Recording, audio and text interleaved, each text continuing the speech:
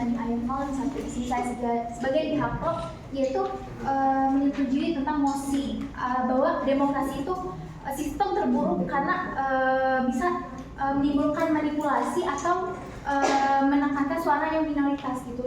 Kami sebagai kelompok pro itu setuju. Kenapa? Karena dalam demokrasi sendiri itu apa ya, sering adanya manipulasi itu karena diselewengkan oleh pihak-pihak yang sebelumnya memiliki suara mayoritas gitu. Jadi suara yang kelompok yang memiliki suara mayoritas itu kebanyakan menekankan suara-suara dari minoritas. Makanya kenapa demokrasi itu dianggap sebagai sistem terburuk gitu.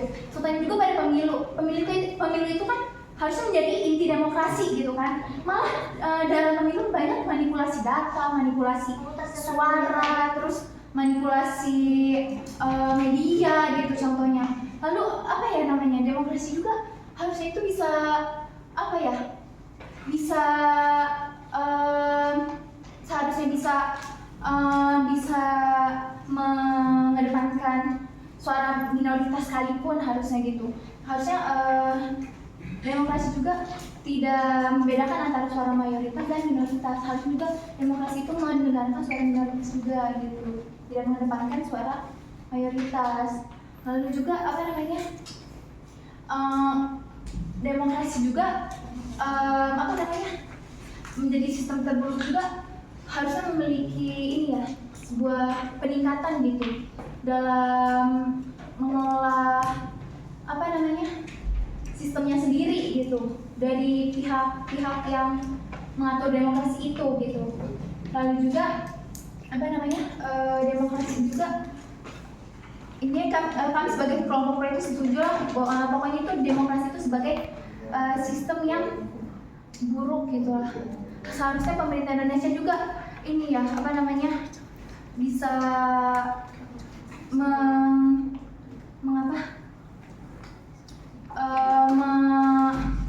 memperlihatkan gitu, apa sih memperlihatkan maksudnya itu kayak lalu dalam Abdul Hamid juga kan harusnya sistem demokrasi itu sistem pemerintahan rakyat, yang dimana sistem demokrasi itu dari rakyat, untuk rakyat, oleh rakyat. Tapi kenapa malah rakyat kecil gitu ditindas gitu oleh pihak-pihak yang lebih berkuasa gitu. Maka dari itu demokrasi ini sangat buruk gitu untuk apa namanya, para rakyat suara minoritas. Nah, kami dari tim pro mengenai demokrasi merupakan sistem terburuk ya di negara kita. Di sini juga tadi Brian bilang kalau semisal minoritas ini tuh kalau memang kecil gitu suaranya, harusnya dibantu dengan mayoritas. Bagaimana bisa dibantu sedangkan mayoritas saja sering menekan hak-hak minoritas, dan juga mayoritas sebentar saudaraku, di mana mayoritas ini juga sering melakukan menentukan kebijakan-kebijakan yang Dari mana Anda bilang kalau mayoritas dan minoritas itu apa sih? Kalau minoritas itu harus dibantu oleh mayoritas. Dari mana datanya? Bahkan tadi nggak interupsi, bahkan tadi speaker aja bilang kalau minoritas ini bisa dibantu dengan mayoritas seperti itu. Terus saya ingin interupsi, kenapa Anda bisa mengatakan demokrasi itu sistem terburuk? Karena saya mempunyai data sendiri pada demokrasi Inggris pada tahun 2004. Interupsi, waktu kan 4 menit lagi. Interupsi, izin, kenapa demokrasi bisa disebut itu? Jelaskan, tadi Brian bilang bahwa pemerintah untuk rakyat, dari untuk rakyat. Pada faktanya di Indonesia, negara demokrasi ini, pemerintah hanya mementingkan dirinya di dalam rakyat. Nggak bisa kayak gitu. Saya bisa berbicara, data mengatakan 9 dari 10 negara di dunia itu mengandung sistem demokrasi, itu negara yang dikatakan negara maju. Interupsi. Nah, pada fakta ya, seperti yang dikatakan oleh Andrew Haywood, negara-negara yang demokrasi yang mendukung HAM justru gagal dalam melaksanakannya. Dan juga banyak sekali politik uang dan juga korupsi, yang dimana iya dari politik uang sendiri juga, dan datanya dari Detik News, yang dimana korupsi 11 triliun yang waktu itu, dan itu juga bukannya merugikan masyarakat, merugikan juga minoritas, hak-hak minoritas. Dan Detikcom juga jelaskan bahwa nilai demokrasi Indonesia ini turun. Mengapa? Karena pemerintah ini hanya mementingkan pihak oligarki saja, tidak mementingkan semua rakyat. Padahal dalam buku Abdul Hamid dijelaskan bahwa demokrasi itu kedaulatan rakyat ada dipegang oleh rakyat, bukan hanya pemerintah pihak dominasi saja.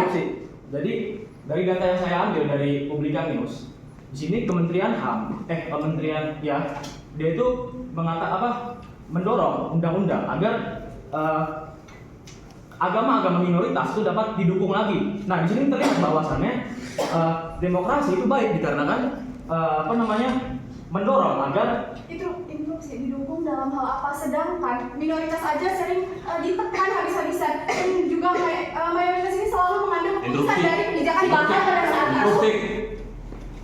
Kan tadi katanya ditekan. Dari mana yang ditekan? kita ini mendorong kementerian itu mendorong undang-undang agar ada kebebasan dalam beragama dan juga menganut dan juga menganut kepercayaan. Dengan begitu hal-hal ini juga sebentar saudara. Hal ini juga satu anuan sama Miriam Budianto di mana Pada faktanya banyak suku-suku ras di Indonesia masih tidak merasakan keadilan. Mengapa? Karena pemerintah Indonesia belum adil. Nggak bisa gitu dong, interupsi. Saya dulu. Di dalam Bung Gebi, di dalam Bung Gebi mengatakan kalau misalnya demokrasi di Indonesia itu memang benar masih baru, cuma demokrasi di Indonesia itu masih butuh konsolidasi pada lembaga-lembaga politik.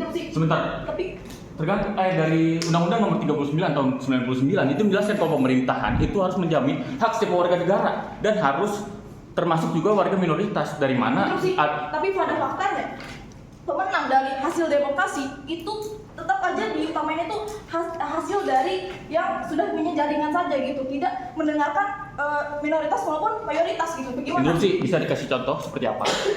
Contohnya seperti ada sogok, seperti dijelaskan oleh rekan saya bahwa ada politik uang seperti itu. Interupsi, jadi kalau misalkan soal politik uang ya, jadi politik uang tuh sebenarnya bagian dari politik juga, tapi ini tuh politik uang tuh bukan termasuk bagian dari demokrasi. Interupsi. Pada dasarnya dalam berita fakta Banten menjelaskan bahwa pemilu 2024 ini merosot akibat kenapa? Akibat politik uang. Interupsi, gue punya teori ilmiah dari O'Donnell mengatakan kalau misalnya demokrasi itu memiliki cara untuk mengkoreksi dirinya sendiri secara efisien dan secara akuntabel. Dengan cara apa? Dengan cara check and balance. Anda punya data, kalau misalnya demokrasi itu buruk, Anda punya data apa? lalu juga Demokrasi itu masih bisa dikoreksi, bos. Gak bisa, bukan demokrasi itu mah bisa di ini secara kayak secara mengatakan langsung misalnya demokrasi itu buruk, karena demokrasi masih bisa dikoreksi. Tapi pada faktanya demokrasi di Indonesia ini masih sangat buruk. Bisa dikatakan belum rata, belum adil. Banyak juga Oke, interupsi. banyak juga Interupsi. Tadi Anda bilang kalau demokrasi terburuk kan?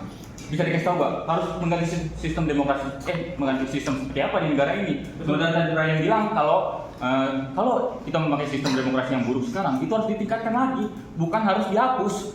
Nah, betul. Bagaimana cara kita merekonstruksi, bukan menghapusnya? iya. Memang mungkin sebelumnya demokrasi belum bisa dihapus secara 100%, tetapi pada faktanya kita harus bisa gitu membenarkan sistem demokrasi yang lebih baik gimana. Interupsi. Pada sistemnya kan Interupsi. pada kenyataan kan untuk sekarang ini sistem demokrasi Indonesia ini Interupsi. masih jelek. Nah, Interupsi, pertanyaan untuk dijawab, bukan untuk dihindari. Jadi tadi pertanyaan saya adalah harus mengganti sistem apa kalau di negara ini tidak menganut sistem demokrasi? lalu juga disampaikan tadi kalau misalnya demokrasi di Indonesia itu masih sangat jelek. Kalau misalnya masih sangat jelek, kenapa perlu dihapus? Kenapa tidak ditingkatkan saja? Bagaimana caranya? Seperti yang dikatakan oleh Miriam Budiarto, kalau misalnya dalam demokrasi rakyat itu